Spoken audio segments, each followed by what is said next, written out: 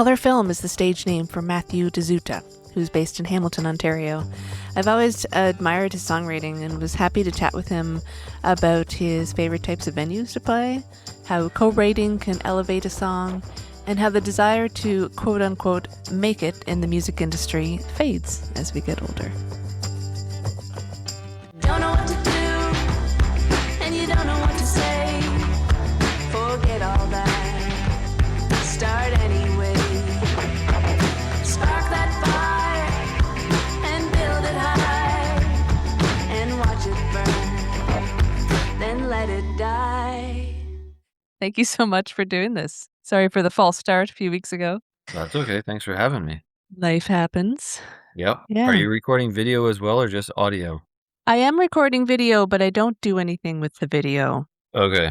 Well, here, I'll make it so the top of my head isn't cropped off. It's so important. Yeah.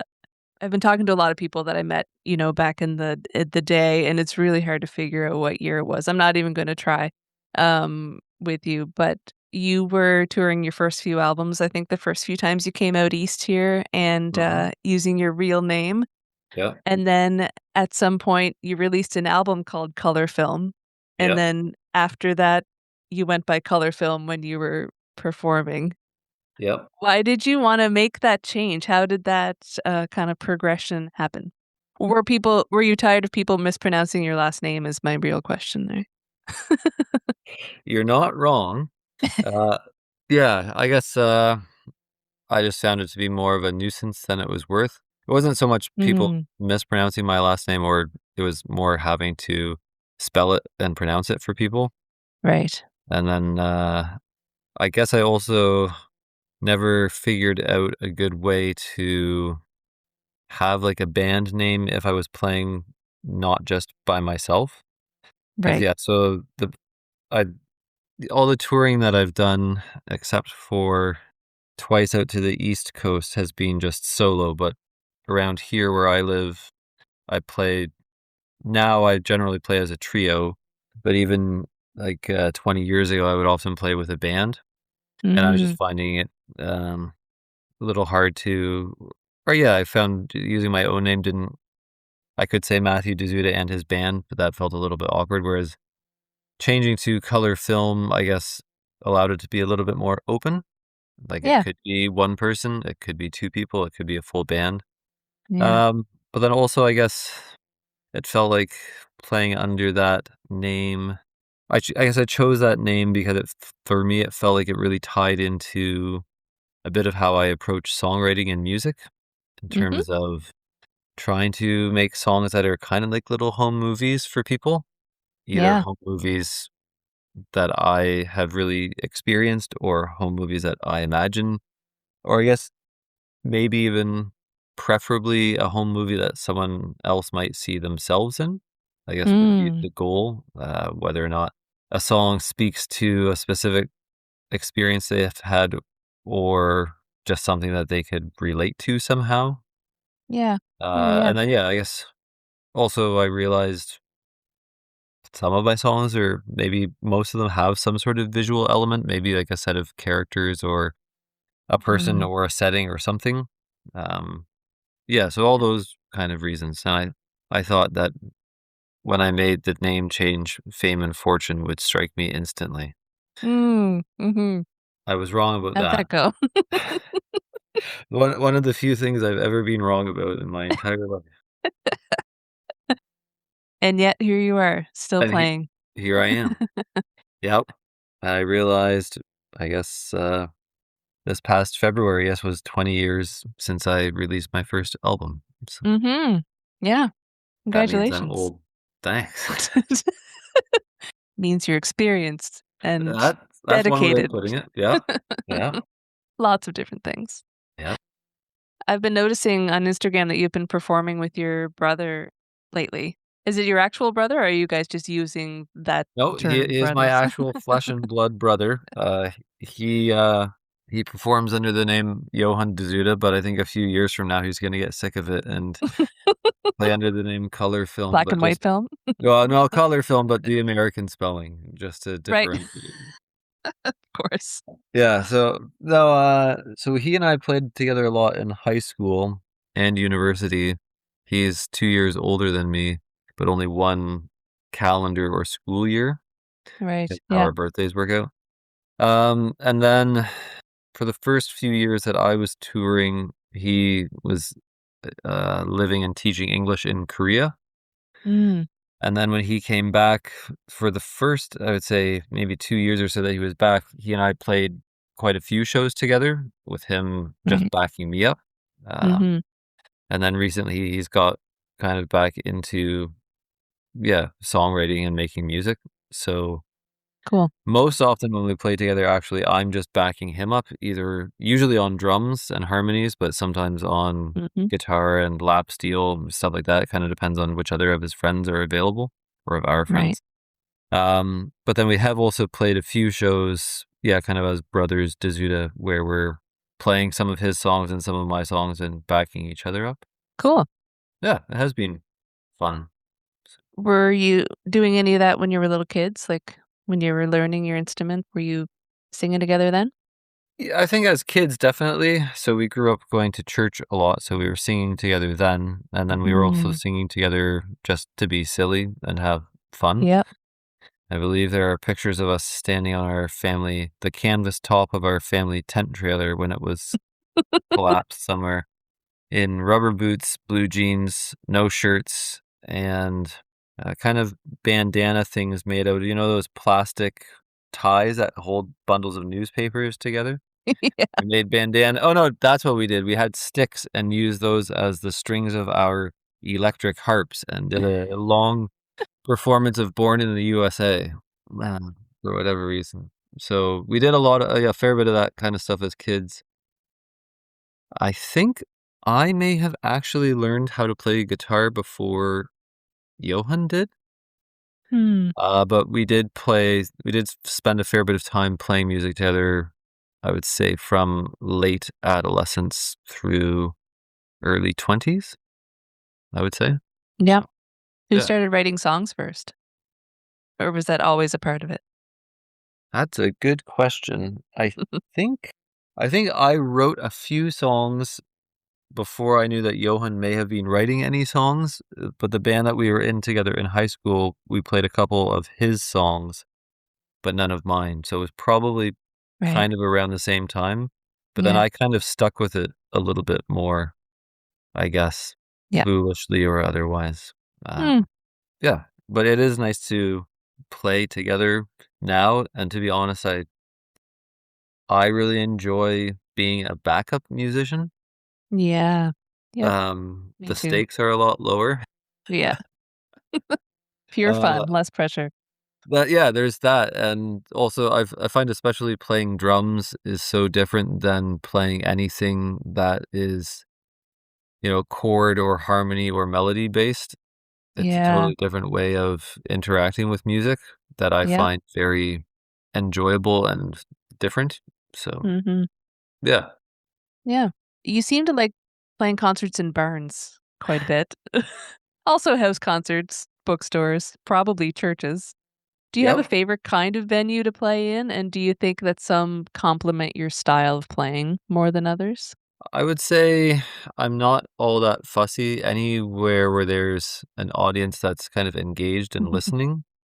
But I Mm. have found that, I guess, alternative venues Yeah. seem to be a little more conducive to that Yeah. than, not always. To be honest, well, I don't play nearly as many shows in general as I used to, but I certainly don't play nearly as many shows in, say, like bars or clubs or anything like that. Because most of the shows that I do play now do tend to be in kind of alternative sorts of spaces. Mm. Yeah. Uh, Maybe where you can start a show earlier? That is a big thing, although at least around here, at least in Hamilton, a lot of, music clubs at least are starting shows earlier as well, like, right Awesome. around 8 o'clock, which I Yep. certainly appreciate. Yeah, so, like, barns, I guess, so I'm married to a farmer, so my wife has a couple Mhm. old barns on the farm, one that we still use for actual working, like, storing big hay bales in, but the other smaller, older wooden barn is now kind of like the lunch break and coffee break room for the farm employees, and also Mm-hmm. rented out as kind of an event space. So I've started playing concerts Uh-huh. there because it's a really nice size. It fits like 75 people comfortably. But if you Yep. have 30 people in there, it still feels nice. And it's, yeah, like big Yeah. high ceiling, big wooden beams. It's probably around um, 100 and it could be around between 150 and 170 years old. So it's a really nice space. Cool. It just feels and sounds nice. Mm-hmm.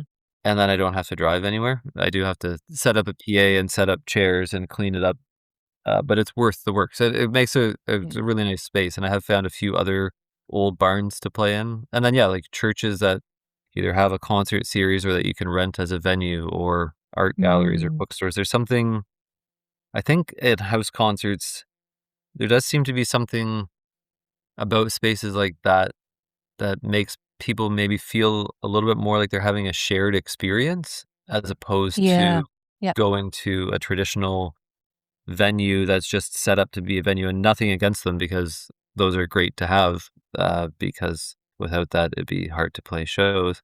Yeah.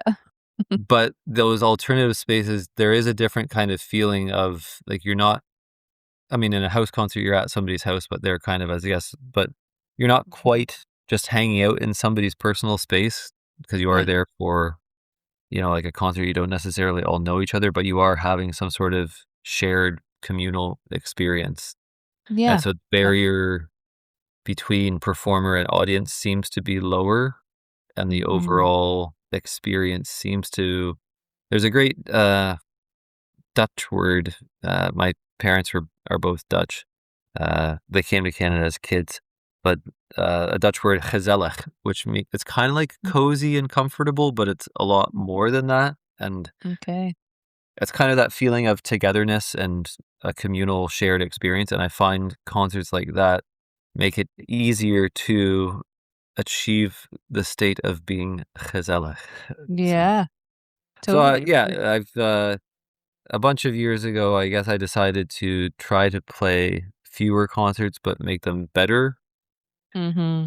Haven't always succeeded, but I at least, yeah, that's kind of been the goal. Yeah. I'm not playing the 100 or 120 shows a year that I used to, but I guess, enjoying most of the shows a bit more, Yep. which is Yep. good. Absolutely. Yeah. Yeah. Well, that dovetails nicely into this question. So I did find an article online with you from a few years ago, and you said that the past has always had a bit of a hold on me. Hmm. And you went on to say, and I'll paraphrase a little bit, that you're inspired by moments in time that seem to resonate in ways that can be mysterious and profound. What do you think separates moments that live on in our consciousness and the everyday things that tend to slip away? Is it the impact of certain moments on us, or that something changes us in some way? I think it can be both of those, and then it can also be other things. And Yeah. I think there are some themes or commonalities between those. Yeah, like a really powerful moment or a moment of change. But then for me, there's also moments that don't seem all that um, weighty, Yeah. or pregnant, that still somehow strike a chord. And then other moments that maybe should be more poignant that kind of slip away. Um, Mhm.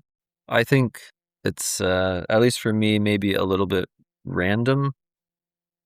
There is definitely an aspect of moments that have emotional weight, but, you know, what exactly that could be, I'm Yep. probably not gonna write a song about the birth of either of our kids, even though those were pretty intense experiences, but Yeah. I have written a few songs that kind of touch on the idea of those of parent-child relationships or those sorts of feelings or thinking about those moments. Mhm. I yeah, I sometimes worry or am aware of trying to not be too sentimental or too nostalgic, because, at least for me, that can be very dangerous. Mm. Why? Yeah, pardon me?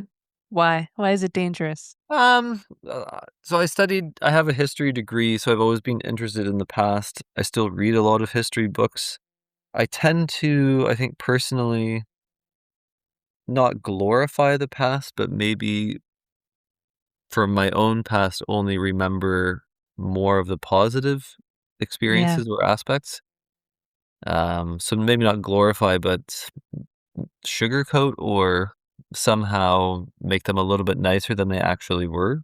So Mhm. I try to be aware of not doing that too much, like not Right. consciously pushing the past out of my mind, but also if I catch myself heading in that direction, be like, yeah, but at this point in your life, these things were also happening, which if you'll remember, you didn't really enjoy all that much. Yeah. But I maybe because for me, doing that interferes with enjoying the present, Mm. which I think is also important. Yeah. Our older daughter graduates from high school tomorrow. So I'm also thinking about, I should just enjoy this time period. There are Right. certain, if I see a picture from 10 years ago or something, you think, wow, that was so nice then. The kids were smaller, you could pick them up, or we were all so much younger, or whatever. It's like, well, Mhm. you're only heading in one direction, so you should enjoy this time because 10 years from now, you're going to be looking back at this time. Yeah. In some ways, maybe the passage of time allows for some reflection and less Huh? messiness in some ways. Maybe it's easier to distill something and grab something Mhm. that's meaningful from a creative point of view. And then hopefully, if the process, in this case of writing a song, is somewhat successful, then that product or that the result of it is meaningful for the person who engages with it in some way. Yep. And those, at least for me, those meaningful experiences can come from a real variety of different places, like a really Mhm. seemingly shallowly joyful Beatles song or, any sort of pop song to, Mhm. some really deep, morose sort of singer-songwriter material. There's such a huge spectrum, but somehow all across that spectrum, certain songs or artifacts of culture find a way of tapping into something that really resonates. Yeah. 'Cause And there's a time for all of that, right? It's yeah, yeah. yeah. So I guess I still do find that the past has a bit of a hold on me, but I'm not trying to shake off its shackles. But I guess I am trying to be aware of that and not dwell on things, I guess, Yeah. Yeah. if that makes sense. Sure does. Yep. Again, on Instagram, back in March, you shared a video of you playing the song "You're on My Arm," and you Yeah. captioned it by writing, "With the Oscars nearly upon us, here's a song about winning at something that actually matters." How do you feel about awards for art? First of all, I wish that I would get more of them. Yeah, I guess, so that's actually a fairly old song. Well, not I think I wrote it, I don't know, it's between 6 and 10 years ago. Mm. Um, how do I feel about awards? I guess they're good. It's good for communities of people to recognize achievement. Yep. To be honest, I've never been involved. Oh no, when in 2012, I was nominated for a Hamilton Music Award, for Mhm. the album Color Film. Yeah. Um, but other than that, I've never been really involved in an awards thing, so I can't really speak to the inner workings of how they work. I've heard certain Yeah. things from certain people about the levelness or otherwise of various playing fields. I guess on the whole, though, if there's any sort of, I'm a bit of a stick in the mud by nature. So Yeah. I've never watched a Junos Awards ceremony. Even this past year, I was in Hamilton. Well, I actually played a show that night and got caught in the traffic jam afterwards. I was at a club. I was opening for Old Man Ludica, so it was the first time I had mhm. played a show at a music club in Hamilton for years and years, and then I forgot about the Junos and got stuck in the traffic jam. Um, Yeah, so to be honest, they're not of any interest to me. Yeah. The only time I ever watched the Oscars was when I was hanging out, visiting a friend out of town who's a TV writer who was Hmm. interested in them. So they're not, but I guess to be honest, most popular culture isn't of any interest to me either. So maybe that influences it.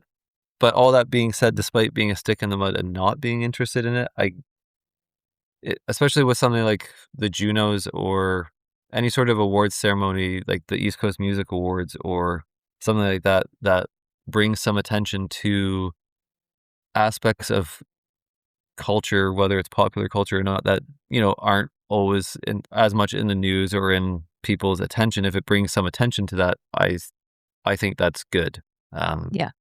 if it, even gets a small number of people to be like, hey, this person who's nominated for best fiddle solo of the year or whatever, I heard that snippet and I liked it and I went and checked it out. I guess that's good. Yeah, so True. Yeah. they're not something that I engage with, but on the whole, I guess they're kind of good. On the other hand, though, I do stand by the snide remark of here's a song about winning at something that actually matters because, there are more important things in life. I guess that's Yeah. what I was trying to get at with that song. Yeah. Uh, Yeah. but yeah, so I'm a stick in the mud who appreciates award ceremonies inviting other people to interact with culture. How's that? That's great. Yeah. I'm glad you caught that song though. Yeah, and I was trying to figure out, like, I had never heard that song before, I don't think. Is it on an album?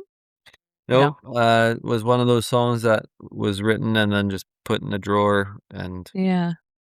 just there's I guess lots of a fair number of songs that I have that are like well no, there are lots and lots of songs that are like that.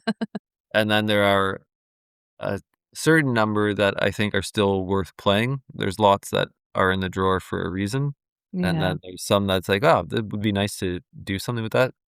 I guess in some ways Instagram and social media is kind of nice for that because it's like, well, here's a song, maybe it will end up on an album at some point. I've never played that song at a show, but here's a way of presenting it or making it available to some people, and Yeah. people can check it out and either like it or not. And it means then that you have to try to get to the point where you can do a decent live guitar and voice take all the way through. Yeah. Which is actually a good process, like, the last album I did, I didn't do any vocal or guitar overdubs on, which was extremely nerve-wracking, Wow. very intense, but it was Mhm. also very liberating, and I really enjoyed it. Mm. Um, so I guess if I ever record again, that might be what I'll try for. Yeah. It's Cool. one thing, I guess, doing it at the side of your bed or wherever that one was shot with just your phone, and it's another one with a bunch of other people, but Is it ever? Yeah. yeah. Yeah. You've done a lot of co-writing on your albums, well, here and there on your albums. So what do you like about this more collaborative approach to making songs? I've always found if you work with the right people, things become easier. Hmm. Um, I guess I found that first with recording, so, like, finding a group of people, like musicians and a producer, or people to work with to contribute ideas that elevate things. Yeah. Yeah, maybe weeding out the things that aren't as good and kind of amplifying the things that are better. And then with writing, I find it nerve-wracking because I tend to sometimes I write lyrics quickly, but usually I like to wait to write lyrics until I feel like I actually know where I want to go with them and how I want to approach them. And often the way in kind of suggests itself Mm. after a certain amount of sitting with an idea, and it could be 20 minutes or it could be a couple weeks of Yeah. poking around at it. Whereas with co-writing, there's a little bit less luxury of that sort of time. Mhm. But I think if there's as long as there's or once there's an idea of where the song's gonna go, having Mhm. another person there can speed things along and make, at least for me, make it easier to not dwell on things as much. Yeah. Um, especially if either one person or both people bring a bit of a musical idea and a bit of a kernel of what a song would be about, or even just a couple of the words that somehow feel or sound right, Yep. then it's not totally a blank page. Uh, Yep. then I'm thinking of the vultures in, is it The Jungle Book? What do you want to do? I don't know. What do you want Oh, to yeah. do? Don't start that again. That can Uh, definitely happen in those but situations. yeah, whereas if there's a little bit of a jumping off point and the jumping off point is worthwhile, then you get a couple people who supposedly have some ability with finding something to say and finding a way to say it. And then you, Mhm. yeah, can kind of feed off each other. And also maybe if there's a spot where one person doesn't have as much of an idea, the other person does. And Yeah. then I find I'm often a pretty square peg and square hole sort of person. I can get pretty focused. So yeah, like working with a producer that brings out good things, or recording musicians that do, or writing. If there's someone else that has a slightly different way of doing things, but that's also complementary, then I find that, yeah, um, Yeah. amplifying and gratifying, and Mhm. a bit of a spur as well, to Mm. come up with ideas or just spout things off. And if you have someone else there, if you spout something off and it's not a great idea, then the other person just doesn't really pick up on it. But if it is, kind of a Yep. striking idea, then it gets picked up and yeah, let's run with that. So Yep. there's a bit more of an immediate response as well then.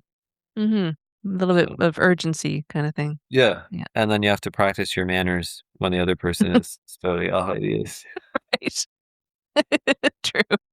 which is also good. Also good. Good practice. Yep. Have you noticed any ways that your music has evolved or changed since you started writing and performing, or the way you approach it? I think it's better, but connecting with fewer people. Um, Yeah. yeah, I guess I I don't know if I'm the best objective judge of my own music, but listening back, I guess at the time when I released stuff 20 years ago or 15 years ago, back then I thought this is pretty good. I like this. I Mhm. want everybody to listen to it. Um, I don't know. I maybe I feel a little bit more comfortable with Mhm. what I'm doing, or not necessarily mature. I'm struggling to find the word. I think I know what I want to say. I think I have a bit more of a sense of who I am as a Yeah. person, but also maybe what I want to sound like, or the type of music that I want to make, if Mhm. that makes any sense. It does. I'm struggling to find the right word as well, but it's something like being comfortable. Yeah, it's not necessarily being self-assured, because I certainly don't feel that way. Um, but it's along those lines, maybe being a bit more comfortable in my own skin, or a bit more of a sense of my own identity, if that makes Yeah, any sense. totally. Um, Yeah. yeah, that's, I guess, what I would say. I think I also don't hate the sound of my own voice as much as I used to. So I think Yeah. from what I've heard, that's a fairly common theme. Uh, Yep. I think maybe I've grown into my nose a little bit, so that doesn't dominate the sound quite as much. Yeah, Yeah. Gotcha. things like that. I guess also just having a fair bit more experience of writing and performing. Maybe there's a large amalgamation of small things that Mhm. you kind of learn along the way about things that I've learned along the way about things that I do from a writing and singing and guitar or piano playing, performing, all those different points of view, that things that work a little bit better and things that don't work as well, things that end up feeling or sounding forced, and things that end up and feeling more genuine. Yeah. And those more genuine sorts of things, I think, maybe are better in the long run. Mhm. Is there something that music gives you that nothing else does? Uh, Goosebumps? Usually, yeah. I don't get goosebumps from too many other things. Especially yeah, I was gonna say especially from a performing point of view, but it's also from a listening point of view. Either listening to a live, like being at a concert, like in a room with someone else, or listening to a recording, like a studio recording or a live recording. And there isn't much consistency that I found about what triggers it, but if a song or a performance or something really connects, for me, it connects in a way that nothing else does. There are, Yeah. movies that I really like. There's art that I really like, but for me, it's music that does it. Or yeah, like novels or poetry or things like that. But for me, music is the one that does it most consistently. Mm. I guess that's maybe why I have chosen to spend some time dipping my toe in music. Yeah, it's a real, yeah, like I said before, it could be like a really upbeat, cheesy pop song, or it could be something really slow and dark. But for me, music has a way of, at least music that really resonates with me, it ties or taps into those feelings or thoughts in a way that nothing else really does. Mhm. And then I guess for me, it's also at this point kind of bound up in wondering about the craft of it, or, other people's craft, or, Yep. this person either just one song in their career, or this person a lot of times in their career managed to do something that really speaks to me. And, Mhm. how do they do that? How do Yeah. they feel about their music? You know, I sometimes think of songs that I really like, "Wow, I hope they had fun recording that or writing that," because it's certainly given me a lot of pleasure. And Mhm. I try not to actually learn too much about that aspect of things because it would spoil it a little bit for me if I found out otherwise. But yeah, there's definitely, yeah, I would say music does those things for me that nothing else does. And then from a performing point of view as well, I'll be honest and say that there's always been that part of me that just enjoys having people's attention, um, Yeah. Yep. even as a little kid. Um, but I think it's not just a shallow attention-seeking thing. I think to a degree, if people are listening or paying attention, it's a sort of validation or an indication of that feeling of connectedness, which Yeah. I think I do still primarily write songs for myself, Mhm. but it's not too far behind that. Second place would be to try to connect with others. Yeah. And not all the songs that I found connect most with myself, but a good number of those songs seem to also connect with other people. Mhm. So not, I have some ideas about what those characteristics are, but I can't, Mhm. I guess you can't always accomplish that. But Totally. that feeling of connection, yeah, is kind of related to attention. But I think maybe the feeling of connection is what's more important. So that Yeah. being involved in performing music provides that, I guess, in a way that nothing else really does. And Yep. I've also realized it's also a bit like playing a team sport. I always played road hockey and baseball and stuff as a kid, but never in an organized way.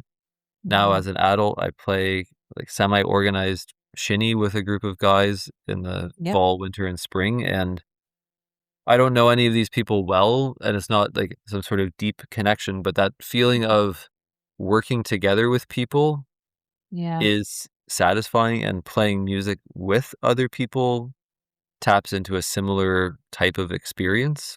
Yep. And I guess I've found music and sports to be valuable for that reason, as a way of interacting with other people, regardless. Mhm.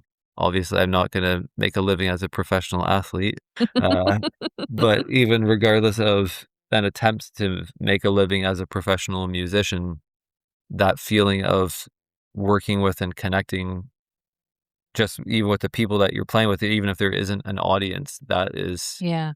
gratifying and Yeah. worthwhile. And I think it makes me at least a better person, maybe other people as well. But yeah, you have to contribute something, but you also have to receive what other people are contributing Exactly. Yeah. in an honest and genuine sort of way.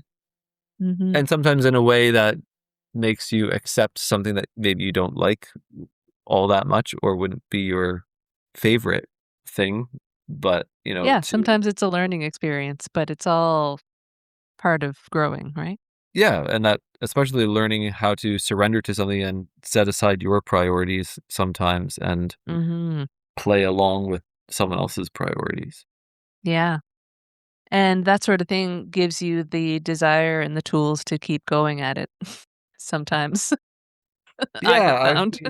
I've been wondering more and more about that. I mean, I think a couple years ago was when I realized that I had kind of gradually and unconsciously accepted the realization that I wasn't going to make it as a musician or have like a full-time career. Yeah. And I wouldn't say at this point that I've made peace with that. I'm doing other things, like I work for my wife on the farm. I used to do that part-time, or sorry, I used to do that full-time. Now I do that part-time because my 44-year-old body isn't up to full-time farm work. So now I'm Mhm. back in school part-time to attempt to start another sort of part-time sort of work, but that desire is still there. Yeah. But I guess I've probably made some sort of peace with it, even if not entirely, but the desire is definitely still there, at least to engage with music in some meaningful way, Mhm. um, not just as a hobbyist, Yeah. whatever that entails. And I think some of that is just a personal pursuit, and then some of that is also accepting a more limited audience or whatever sort of connection or reception there is. Yeah. And just being like, well, that's my cost of living is not riding on this enterprise anymore. Yeah. So Yeah. work at it, but don't beat yourself up about it too much. Yeah. Yeah. Totally. Tell me this, what's coming up for you this summer, like August into September? Do you have any shows coming up? I'm playing at the local branch of the public library in August. Ooh. I'm not sure if that's too that's pretty localized. Um, Well, I guess the only thing that I would plug would be the last album, which is now from 2 years ago. Uh, yeah, but I still kind of like it. I think it's it's pretty good. lovely. I like it. Um, it motivates me to, I guess, consider getting back in the studio. I guess I struggle with the question of why at this point, Yeah.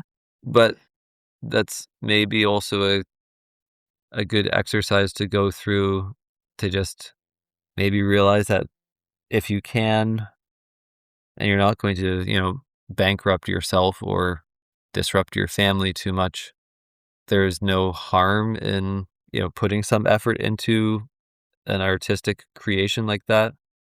Why Uh, not add to your legacy a bit? yeah, and even just to enjoy the experience and grow as a, Yeah. no, Yeah. yeah. Yeah. Yeah, no, thanks very much for inviting me. And yeah, maybe let me know when it's coming up that this will be put out there. And then I will Yeah. let people know as well. Awesome. I'll So, do that. yeah, Yep. cool. Well, good luck with your early going to bed. I'm in the same boat. Maybe not quite as early, but I definitely feel that in my mid 40s now. Yeah, me too. Yep. Yeah. Okay. Cool. It's nothing and everything. It's a gentle sigh and a scream into the void. It can leave you. It can be you if you let it. You don't know what to do and you don't know what to say. For